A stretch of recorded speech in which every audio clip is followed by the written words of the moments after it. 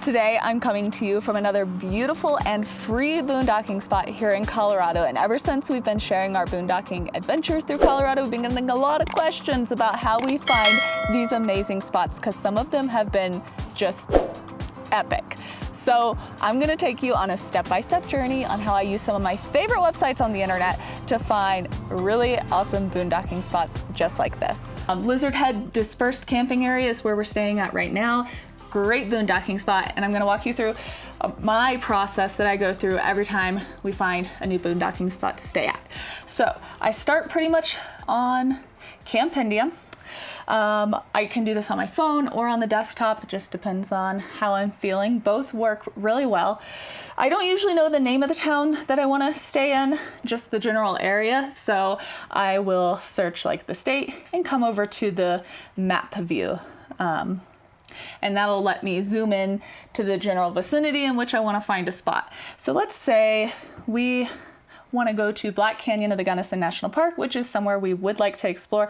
I know that's over here near Montrose. So let's zoom in, and I apologize to any Coloradoans. That's probably also not what you're called, for mispronouncing any of these cities that I'm about to be talking about.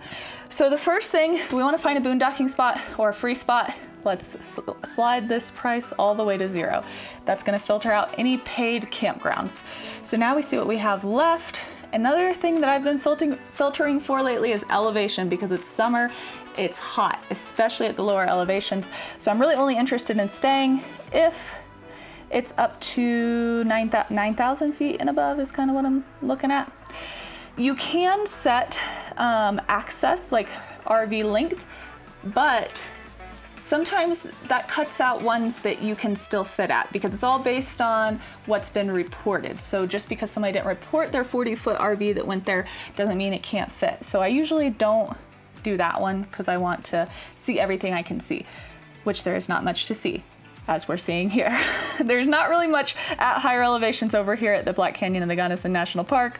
Most of it's at lower elevation apparently. So, which I guess makes sense when you think about it. There's a couple of spots. Let's check it out.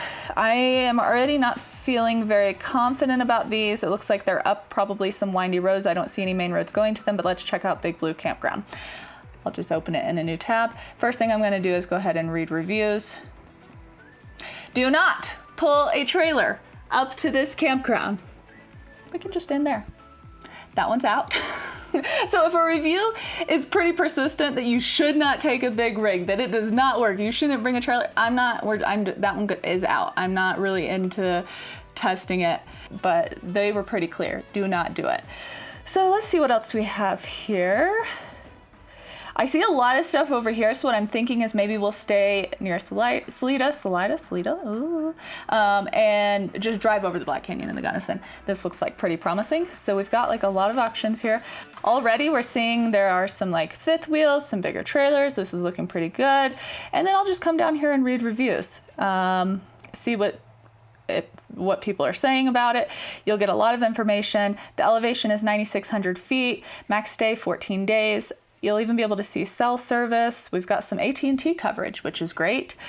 So this would probably be a decent one. I would just keep looking around at all these different little things, because I like to see all of my options. The biggest thing I check are reviews to see if it seems like access is going to be a problem, especially for a big rig. And then I'll even check out Google Maps. So any that I'm thinking like, yeah, we might go here, there's a view on Google Maps. Open this in the new tab, and you always put your Google Maps on satellite view. If you're RVing, I feel like your Google Maps should be in satellite view all of the time, so that you can be scouting ahead where you might be going with your rig. So this spot, it looks like access is pretty good from either side of the road. Looks like you'd be able to turn in. And the great thing is there's a couple loops here, so you could park and scout it out. Looks pretty clear, but you also never know, because sometimes what looks like is flat right here, this could be a big incline. But I'm pretty confident that even if we get in here and realize we can't go up this whole section, we'll be able to turn around. So I'd say this is a good, safe boondocking spot that I'm gonna feel pretty comfortable about and not be too nervous going to. I say that now, and then you get there and you realize that it's actually a cliff. But look, there's a turnaround spot, so it's okay. The other thing I'll do after checking all of these places. If there's one that I'm interested in that maybe didn't have recent reviews, like let's see this North Cottonwood. The last review we have is from 2021. So they gave it a 2-star, but is it still a 2-star? We don't really know, but it looks like there could be, especially, okay, something like this, only 2 accessible sites before road damage. Has the road been fixed? It's been years, who knows? So I'll try to find some more recent reviews.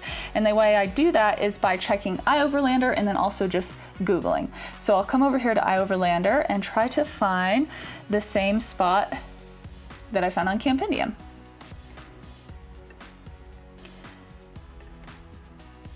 Which I basically just do by zooming into the map, figuring out where it is, and matching that part of the map with iOverlander. So I see it was near Buena Vista. We'll zoom in. Off over here.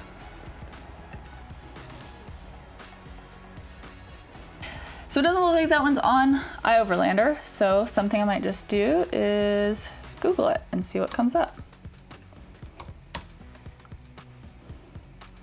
And we see that there is some information from the dirt. I don't often use the dirt as my first place where I search, but I will use it to find recent reviews because people do put reviews on here. Oh, and we see we get one from a year later. It's a little bit newer. And a little bit more information. So basically I just keep going until I can find as much information about the area as I can, and then decide if it's in my list of finalists for actually potential spots that we want to stay. If I want to remember a spot, you can on Campendium heart it. So if I wanted to remember this one, you can heart it, and then you can look at just all of your favorites on Campendium. So you can go back to the ones that you were most interested in.